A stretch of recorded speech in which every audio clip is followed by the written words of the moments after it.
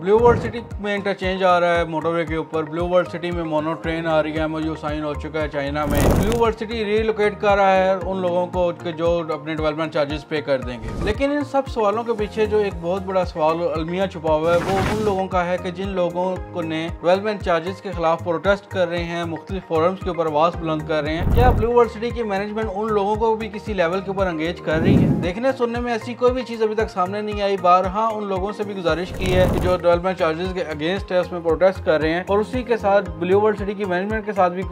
बात की है कि कम से कम उन लोगों को एंगेज किया जाए। वो जो भी हैं वो अरकान है ब्लू वर्ल्ड सिटी है, वो ये वही लोग हैं जिन्होंने हम सबको एक मजबूत बुनियाद फराहम की थी, जिन्होंने इस प्रोजेक्ट के ऊपर उस वक्त आंखें बंद करके साथ नज़ीर साहब के हमारे अल्फाज के ऊपर यकीन करके यहाँ पे अपनी इन्वेस्टमेंट सपोर्ट की थी। ठीक है, ला महल्ला डेवलपमेंट चार्जेस जरूरी हैं, उसके अलावा प्रोजेक्ट चल नहीं सकता, लेकिन उन लोगों को एतमाद में लेना, उन लोगों को इसके ऊपर ब्रीफ करना, उन लोगों को वो सब चीजें दिखाना, वो भी तो पार्ट ऑफ द गेम है। उन लोगों को क्यों इतनी बुरी तरीके से निगलेक्ट किया जा रहा है, उनको किसी तरीके से भी एंगेज करने की कोशिश नहीं की जा रही। बहुत सारे ऐसे मुतासरीन से मेरी बात हुई है, वो यही बात एक दुख बार बार बयान कर रहे हैं कि हमसे ब्लू वर्ल्ड सिटी की मैनेजमेंट किसी लेवल के ऊपर, किसी स्केल के ऊपर बात क्यों नहीं कर रही। कम से कम ऐसे सब लोगों को एंगेज करना चाहिए। ठीक है, कॉर्पोरेट कल्चर के अंदर किसी किस्म के भी सेंटीमेंट्स नहीं होते, लेकिन ब्लू वर्ल्ड सिटी की बुनियाद ही सेंटीमेंट्स के ऊपर खड़ी हुई है कि ये एक गरीब परवर प्रोजेक्ट के तौर पर इंट्रोड्यूस करवाया गया, और इसकी मैनेजमेंट का भी जो एक पूरा आंसर है, जो लोगों के ऊपर जो एक इम्पैक्ट पड़ा था, वो यही पड़ा था कि ये वो लोग हैं जो गरीब लोगों की सहूलत के लिए, घर जैसी बड़ी नेमत से नवाजने के लिए काम कर रहे हैं, और सस्ते दामों पे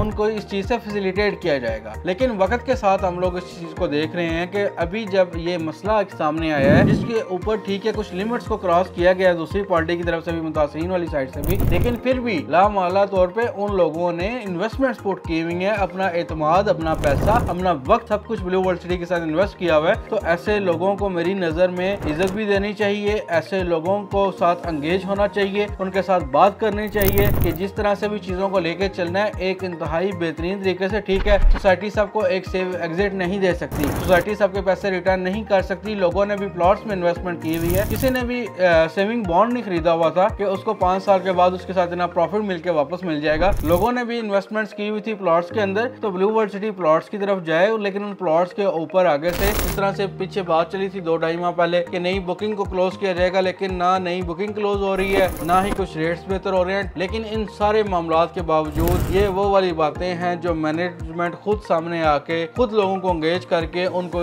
एतमाद में ले। मनफी प्रोपोगंडा है जो मार्केट में सर्कुलेट हो रहा है, जिसके पीछे बहुत सारे नासर जो कंपटीटर्स भी हैं, जो इलाकाई कंपटीटर्स भी हैं ब्लू वर्ल्ड सिटी की मैनेजमेंट के, वो भी इसके साथ शामिल हो चुके हैं और चीजों को गलत तरफ लेके जा रहे हैं। लेकिन at the end of the day blue world city की मैनेजमेंट को कुछ ना कुछ फैसला तो इसके ऊपर करना ही पड़ेगा। तो इसलिए बेहतर है कि टाइमली चीजों को कैरी ऑन किया जाए, इसकी रिस्पॉन्सिबिलिटीज ली जाए और लोगों को फैसिलिटेट किया जाए, लोगों को एंगेज करके इस मसले का हल निकाला जाए।